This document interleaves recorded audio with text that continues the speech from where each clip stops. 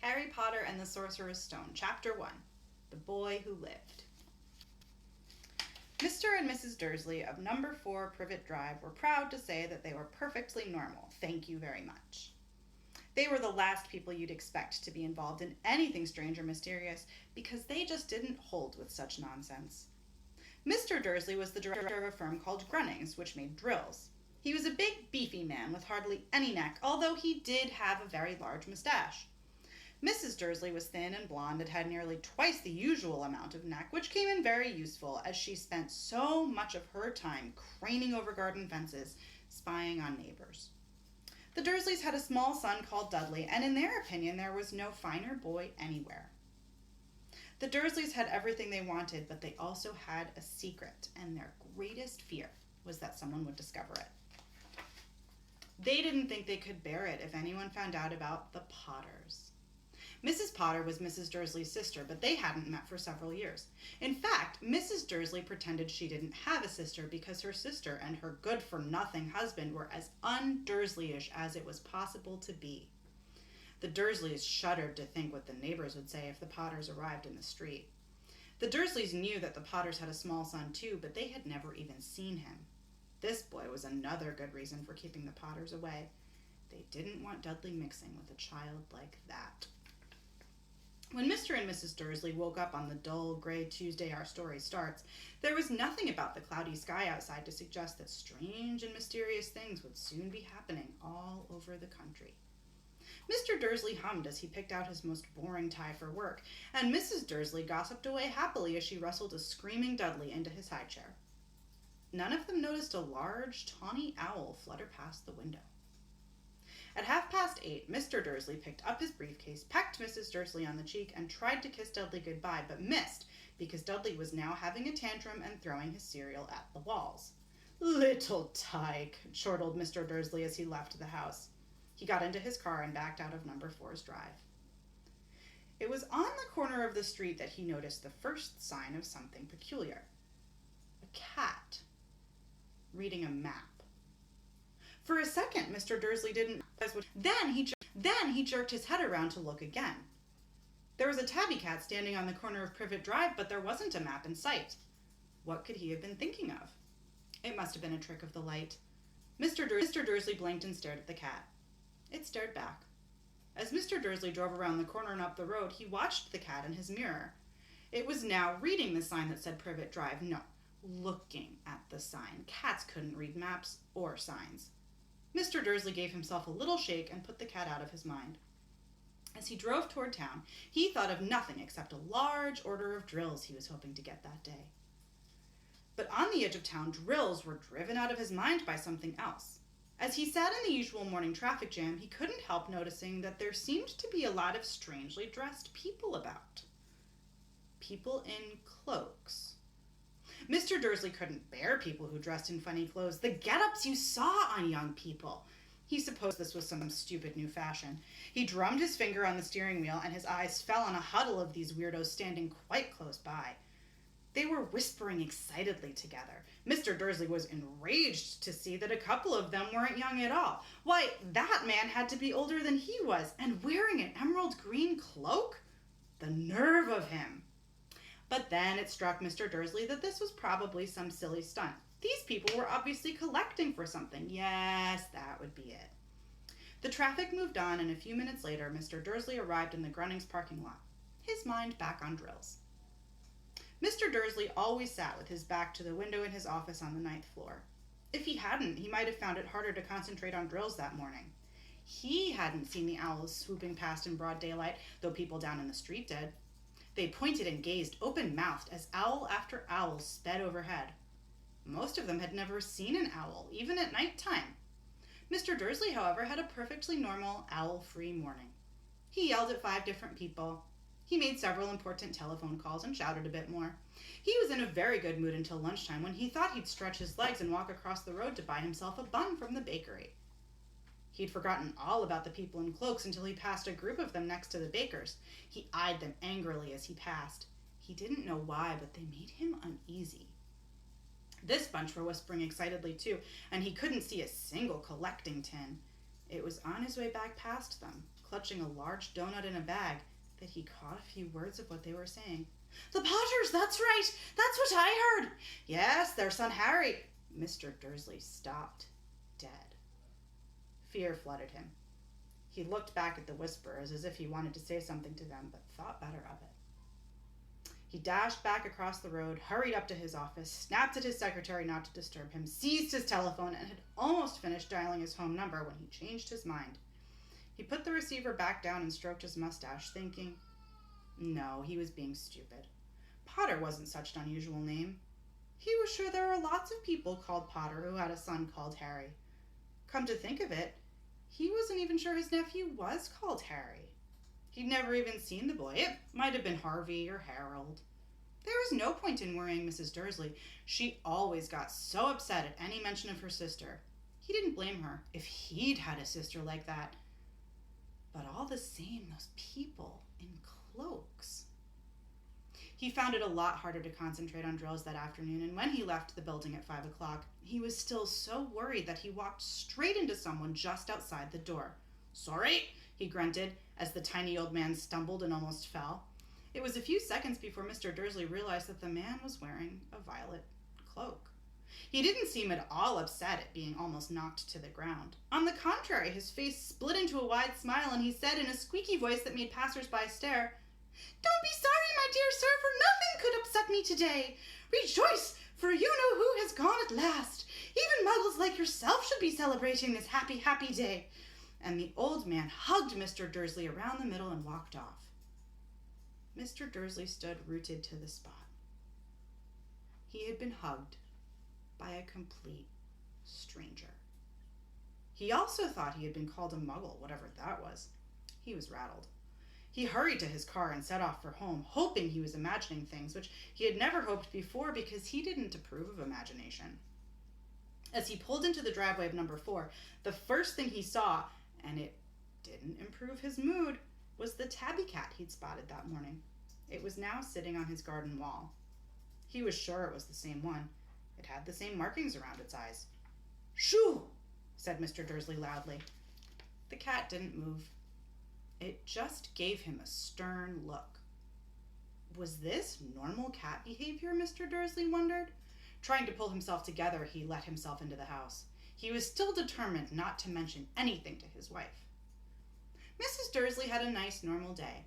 She told him over dinner all about Mrs. Next Door's problems with her daughter and how Dudley had learned a new word, won't. Mr. Dursley tried to act normally. When Dudley had been put to bed, he went into the living room in time to catch the last report on the evening news. And finally, bird watchers everywhere have reported that the nation's owls have been behaving very unusually today. Although owls normally hunt at night and are hardly ever seen in daylight, there have been hundreds of sightings of these birds flying in every direction since sunrise. Experts are unable to explain why the owls have suddenly changed their sleeping pattern. The newscaster allowed himself a grin. Most mysterious. And now over to Jim McGuffin with the weather. Going to be any more showers of owls tonight, Jim? "Well, Ted," said the weatherman, "I don't know about that, but it's not only the owls that have been acting oddly today. Viewers as far apart as Kent, Yorkshire and Dundee have been phoning in to tell me that instead of the rain I promised yesterday, they've had a downpour of shooting stars. Perhaps people have been celebrating bonfire night early. It's not until next week, folks, but I can promise a wet night tonight." Mr. Dursley sat frozen in his armchair.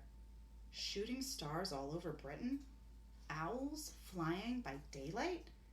Mysterious people in cloaks all over the place, and a whisper about the Potters?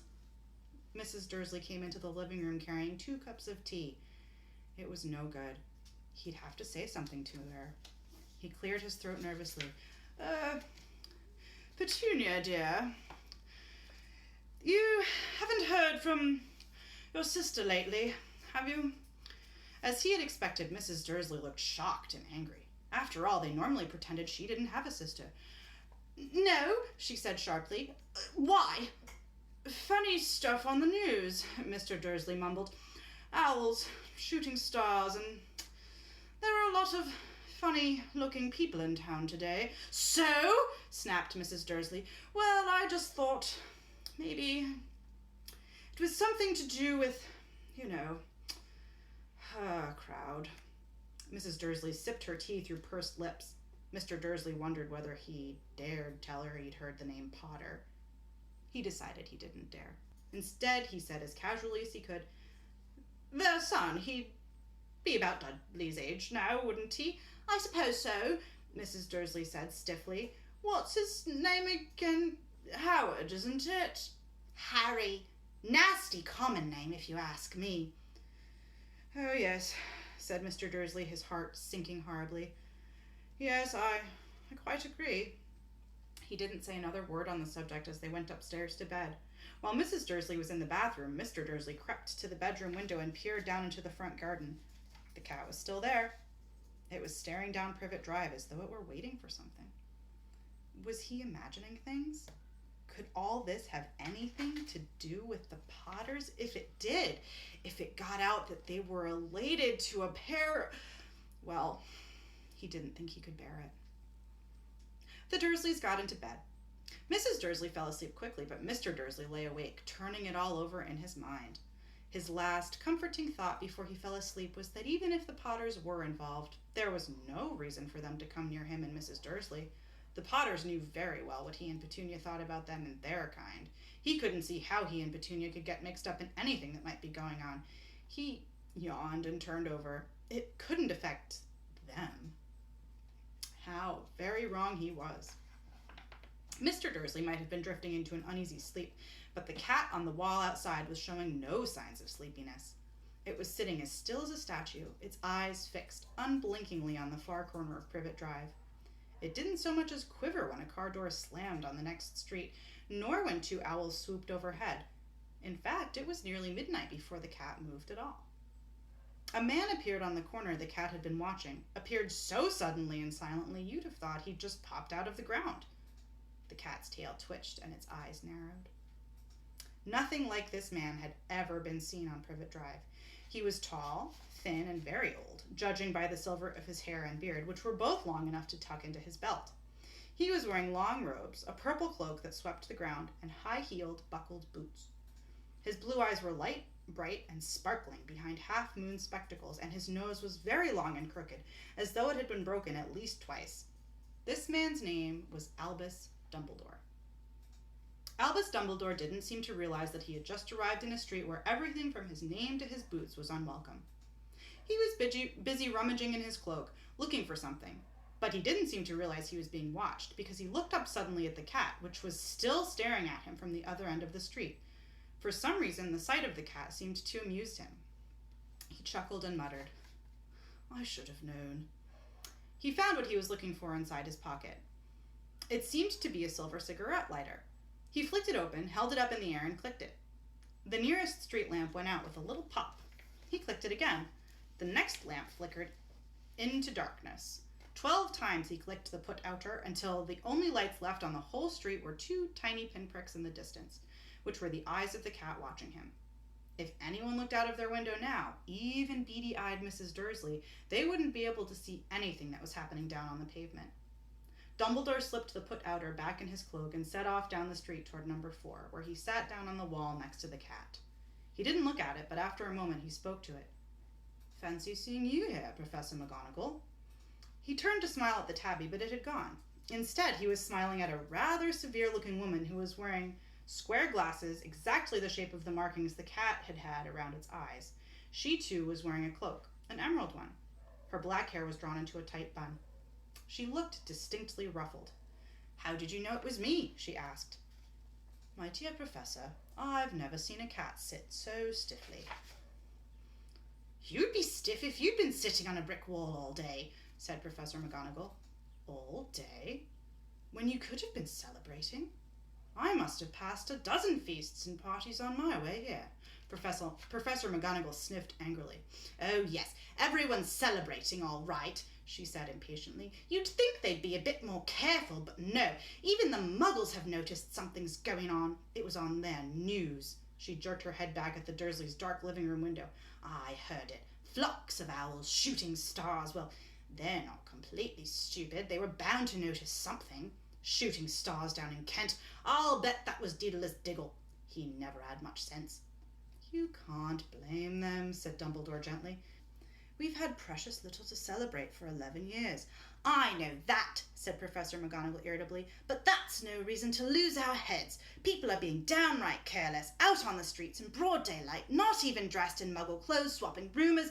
She threw a sharp sideways glance at Dumbledore, as though hoping he was going to tell her something, but he didn't, so she went on.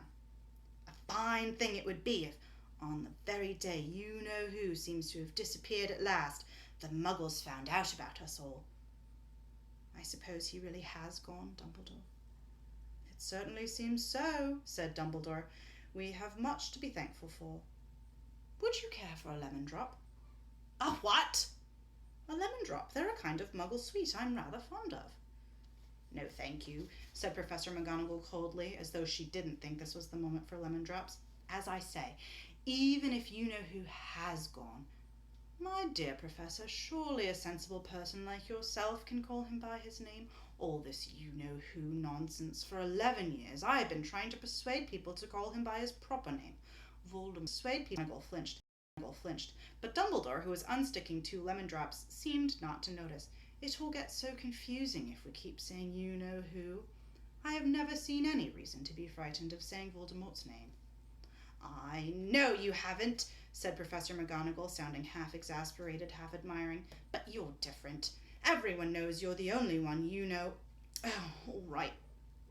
Voldemort was frightened of." "You flatter me," said Dumbledore calmly. "Voldemort had powers I will never have." "Only because you're too, well, noble to use them." "It's lucky it's dark. I haven't blushed so much since Madame Pomfrey told me she liked my new earmuffs." Professor McGonagall shot a sharp look at Dumbledore and said, "The owls are nothing next to the rumours that are flying around. You know what everyone's saying, about why he's disappeared, about what finally stopped him." It seemed that Professor McGonagall had reached the point she was most anxious to discuss, the real reason she had been... Professor McGonagall had waiting on her as a cat, nor as a woman had she fixed Dumbledore with such a piercing stare as she did now. It was plain that whatever everyone was saying, she was not going to believe it until Dumbledore told her it was true. Dumbledore, however, was choosing another lemon drop and did not answer. "What they're saying," she pressed, "is that last night Voldemort turned up in Godric's Hollow. He went to find the Potters. The rumour is that Lily and James Potter are... that they're dead." Dumbledore bowed his head. Professor McGonagall gasped. "Lily and James, I can't believe it. I didn't want to believe it. Oh, Albus." Dumbledore reached out and patted her on the shoulder. I know, he said heavily. Professor McGonagall's voice trembled as she went on. "That's not all.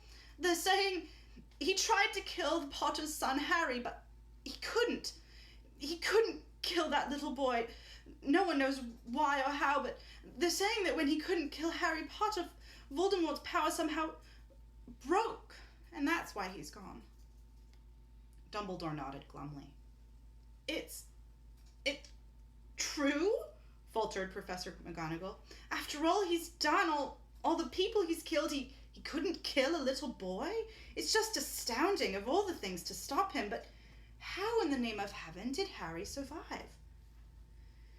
"We can only guess," said Dumbledore. "We may never know." Professor McGonagall pulled out a lace handkerchief and dabbed at her eyes beneath her spectacles. Dumbledore gave a great sniff as he took a golden watch from his pocket and examined it. It was a very odd watch. It had 12 hands but no numbers. Instead, little planets were moving around the edge. It must have made sense to Dumbledore, though, because he put it back in his pocket and said, "Hagrid's late.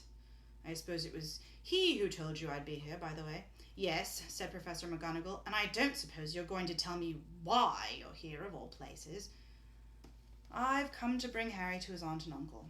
They're the only family he has left now." "You don't mean... You can't mean the people who live here?" cried Professor McGonagall, jumping to her feet and pointing at number 4. Dumbledore, you can't! I've been watching them all day. You couldn't find 2 people who are less like us, and they've got this son. I saw him kicking his mother all the way up the street, screaming for sweets. Harry Potter, come and live here. It's the best place for him, said Dumbledore firmly. His aunt and uncle will be able to explain everything to him when he's older. I've written them a letter. A letter? Repeated Professor McGonagall faintly, sitting back down on the wall. Really, Dumbledore, you think you can explain all this in a letter? These people will never understand him. He'll be famous, a legend. I wouldn't be surprised if today was known as Harry Potter Day in the future. There will be books written about Harry. Every child in our world will know his name. Exactly, said Dumbledore, looking very seriously over the top of his half-moon glasses. It would be enough to turn any boy's head. Famous before he can walk and talk. Famous for something he won't even remember. Can't you see how much better off he'll be, growing up away from all that until he's ready to take it? Professor McGonagall opened her mouth, changed her mind, swallowed, and then said, Yes, you're right, of course, but how is the boy, Dumbledore? She eyed his cloak suddenly as though she thought he might be hiding Harry underneath it. Hagrid's bringing him. You think it wise to trust Hagrid with something as important as this? I would trust Hagrid with my life, said Dumbledore. I'm not saying his heart isn't in the right place, Professor McGonagall said grudgingly, but you can't pretend he's not careless. He does tend to... What was that? A low, rumbling sound had broken the silence around them. It grew steadily louder as they looked up and down the street for some sign of a headlight. It swelled to a roar as they both looked up at the sky, and a huge motorcycle fell out of the air and landed on the road in front of them. If the motorcycle was huge, it was nothing to the man sitting astride it. He was almost twice as tall as a normal man and at least 5 times as wide.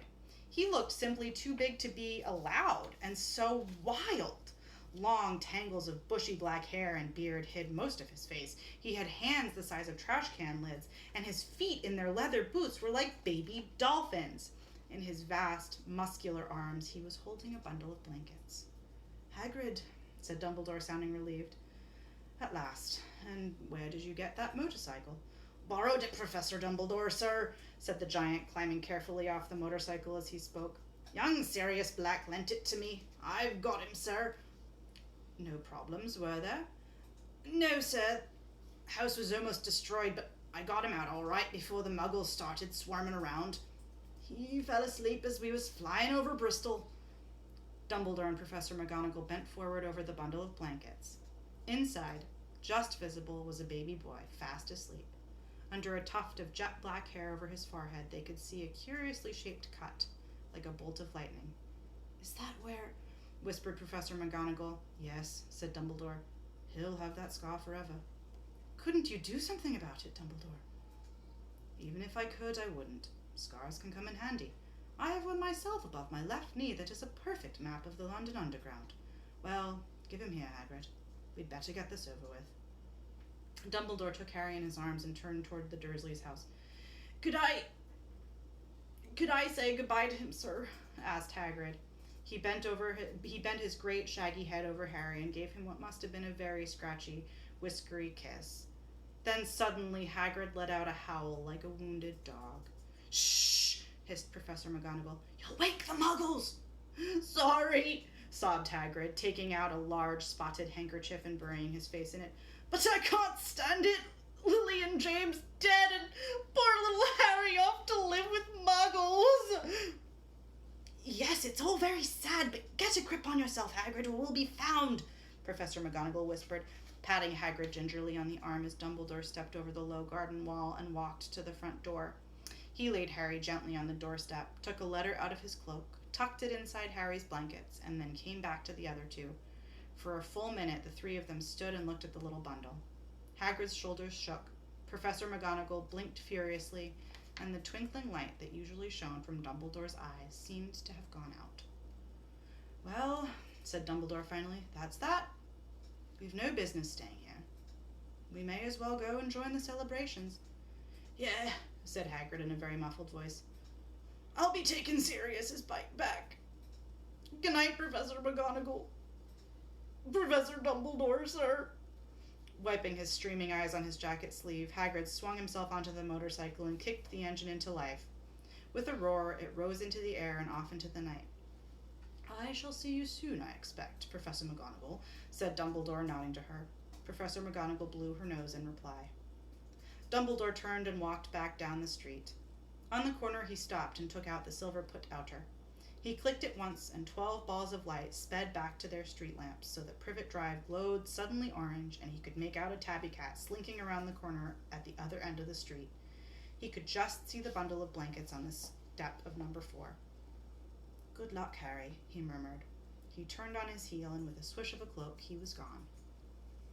A breeze ruffled the neat hedges of Privet Drive, which lay silent and tidy under the inky sky, the very last place you would expect astonishing things to happen. Harry Potter rolled over inside his blankets without waking up.